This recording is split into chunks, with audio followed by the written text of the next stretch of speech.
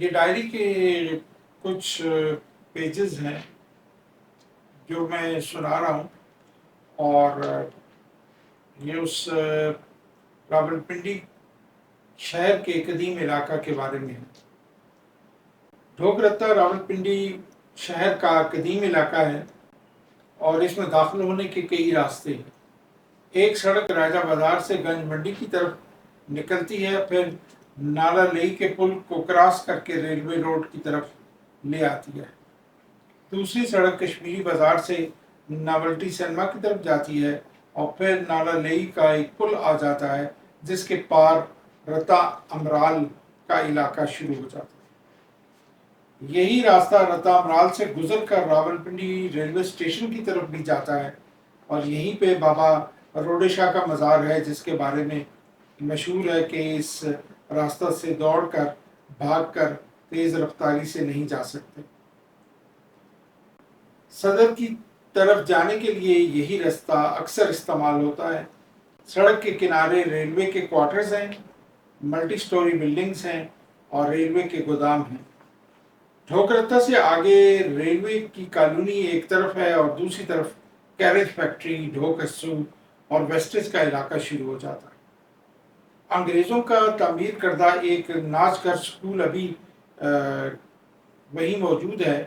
یہ پرانے زمانے میں ڈانسنگ کلب کے طور پہ استعمال ہوا کرتا تھا۔ اب یہ ایک سکول کی صورت میں چار دیواری میں وہی موجود ہے، اور اس کی سیڑھیاں اور راستے وہاں عمارتوں میں چھپے ہوئے ہیں۔ قریب ہی کالا پل اور ریلوے ٹریک کے پاس ایک پرانا انگریزوں کے زمانے کا چرچ بھی موجود ہے۔ اس چرچ کی کئی تصویریں ہم نے پینسل اسکیچ سے بنانے کی کوشش کی۔ گنج منڈی سے اگر آئیں تو یہ راستہ ہمیں ریلوے روڈ کا بڑا حصہ جو ہے وہاں تک لے آتا ہے، اور ایک دور میں یہاں ایک بازار حسن تھا، اور تانگے والے اس طرف آتے تو اونچی آواز میں نعرے لگاتے، چکلے کا بولتے، اور یہاں اندھیرا پڑتے ہی طوائفوں اور دلالوں کے ساتھ تماش بینوں کا میلہ سا لگ جایا کرتا تھا۔ اسی لیے اس علاقہ میں یعنی یہ شہرت تھی کہ یہ رتا ہے، یعنی سرخ علاقہ ہے، ریڈ ایریا ہے یا ریڈ زون ہے۔ سر شام ہی یہاں جھروکے اور پرانی عمارتوں کی دوسری منزلوں پہ بڑے بڑے کمرے اور بیٹھکیں اور کھڑکیاں سج جاتے، اور دروازوں پہ خوب رو عورتیں زرق برق ملبوسات میں بیٹھی نظر آنے لگتی۔ جھلملاتے کمکمے، روشنیاں، آوازیں، خوشبوئیں ہر طرف پھیل جاتی، اور جگہ جگہ گھنگرو، ہاتھوں کے لیے خوبصورت ہار، سرنگیاں، ستار، بانسری، باجے، رباب، طبلے بجنے لگ جاتے۔ اندھیرے میں پھر ابابیلیں بھی اڑتی دکھائی دیتی، اور بازار میں پیدل چلنے والوں اور تماش بینوں سے ایک ہجوم بھرا نظر آنے لگتا۔ تانگے بھی پل کے قریب آ کے رک جاتے، اور شام کے بعد اس طرف سے آنے والے بازار سے گزر کے ہی ڈھوک رتا میں داخل ہو سکتے تھے۔ عمارتوں کے نیچے پانوں کی دکانیں اور چمک دمک سے بھرپور ریڈیو کی آوازیں، خوشبوؤں سے اٹی ہوئی اور مہکتی ہوئی کبابوں کی دکانیں، ہوٹلوں کے باہر کڑھائیاں، چپل کباب، سیخ کباب، روٹیوں کی خوشبو اور دھوئیں بھی ملتے۔ طرح طرح کی بوتلیں سیڑھیوں سے اوپر نیچے آتی جاتی دکھائی دیتی، اور رات گئے تک یہ سلسلہ جاری رہتا۔ دن کو یہاں ویرانی کا ایک عالم ہوتا، اور ہمارے ابو اکثر کشمیری بازار والا راستہ استعمال کرتے تھے، اور وہ رتا امرال سے داخل ہوتے تھے۔ تانگے والے ہمیں مائی شرپا کی مسجد کے پاس اتار دیا کرتے تھے۔ پھر گلیوں سے اندر ہی اندر ہم لوگ چلتے ہوئے صابری مسجد والی گلی میں آ جاتے تھے۔ یہاں پہ ہی وہ بیٹھک تھی ناشتہ اور رات کا کھانا ابو ایک گھر سے کھاتے تھے.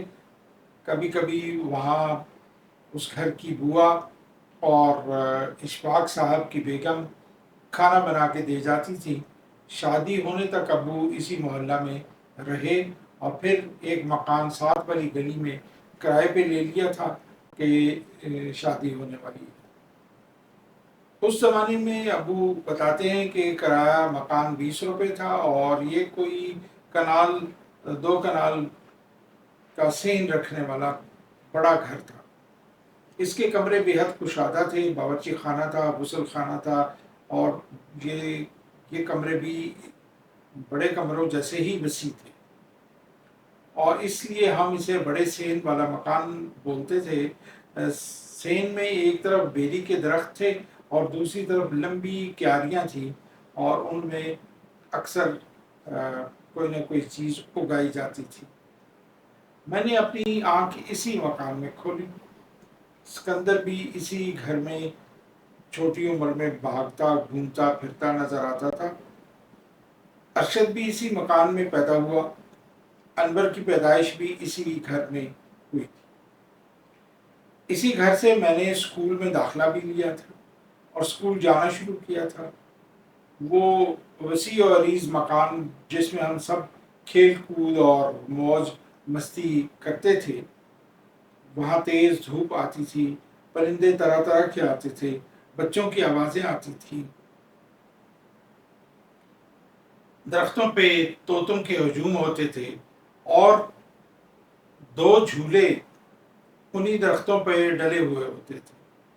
درخت کے نیچے چارپائیاں بچھی رہتی تھیں اور وہیں ہم نے بیٹھ کے پڑھنا لکھنا اپنی والدہ سے سیکھا. ہمارے ہمسائے میں ایک طرف ریشمی کا گھر تھا جو ایک دکاندار ایوب لالا کی بیگم تھی. وہ سرخ و سفید چہرہ، ہنستی مسکراتی شخصیت، خوبصورت لباس اور کانوں میں چمکتے ہوئے بندے پہنے نظر آتی تھی. جب بھی گھر میں آتی کچھ نہ کچھ پکا کے ساتھ لے آتی اور امی سے خوب لمبی لمبی باتیں کرتی. دیوار پہ کھڑے ہو کے اکثر پوچھتی رہتی اور ہم سب کی طرف دیکھتی اور ہمارے لیے کوئی نہ کوئی چیز بنا کے لازماً لے آتی. یہ سارے لوگ ہری پور ہزارہ سے آئے ہوئے تھے. ایوب لالا کی گنج منڈی میں آڑتیوں کی دکان تھی. میں نے جب بھی انہیں دیکھا واسکٹ میں گول مٹول پھنسا ہوا دیکھا. دوسری جانب ضیاء اللہ کی بیبے کا گھر تھا. ضیاء اللہ کی بیبے اس لیے ہم بولتے ہیں کہ ان کا قد بہت لمبا تھا. وہ بہت ہی شاندار شخصیت تھیں اور محلے میں بے حد مشہور تھیں. وہ سارا گھرانہ اصل میں طویل قامت لوگوں پہ مشتمل تھا. قد لمبے، سفید اور سرخ رنگ، لباس ہمیشہ ہلکے رنگوں پہ مشتمل، ٹوپی والے برقعے پہن کے ہمیں وہ بہت ہی پروقار لگتی تھی. وہ نہایت ہی شفیق خاتون تھی. ان کے میاں ریلوے میں ملازم تھے اور ان کے بڑے بیٹے ضیاء اللہ تھے جو بعد میں ہمارے ٹیچر بنے اور پھر فوج میں چلے گئے. ان کے بھائی ثناء اللہ بھی اکثر ہمارے ہی گھر میں آ کے پڑھتے. یہ ابھی میٹرک میں نہیں پہنچے تھے اور یہ امی کے لیے گھر کے باہر کے سارے کام کاج کرنے کے لیے بھاگے بھاگے پھرتے تھے. ان کی ہنسی کھیلتی بہنیں اور ان کے بچے ہمارے گھر میں آتے رہتے. اس گھر کے طویل صحن میں سب لوگ کھیلتے، کھانا کھاتے، پڑھتے لکھتے، زمین پہ بچھی ہوئی چٹائیوں پہ بیٹھتے اور شام کا اندھیرا پھیلنے سے پہلے پھر اپنے اپنے گھروں کو واپس لوٹ جاتے. صحن میں ایک لمبا چوڑا جو بیری کا درخت تھا، اس پہ جو 2 پینگیں ڈالی گئی تھیں، اسے جھولنے کے لیے بچے باریاں لیتے اور بھاگتے پھرتے. یہ سارے گھرانے سیالکوٹ سے یہاں ملازمت کے سلسلے میں آئے تھے اور ضیاء اللہ کے ابو ریلوے میں ملازمت کرتے ہوئے اکثر ایک جگہ سے دوسری جگہ ٹریول کرتے رہتے تھے۔ پھر سامنے ہمارے کلثوم کا گھر بھی تھا۔ کلثوم کی ایک بہن اور تھی جو بڑی تھی، اور کلثوم کے ابا بھی ریلوے میں گارڈ کے عہدہ پہ ملازم تھے۔ ان کے بھائی ہم سے 2-3 سال بڑے تھے، اور ان کی امی خوب اچھے اچھے کھانے بناتی۔ بچے پڑھنے کے لیے سپہر کے قریب ہمارے ہی سین میں بچھی ہوئی چارپائیوں پہ آ کے بیٹھ جاتے۔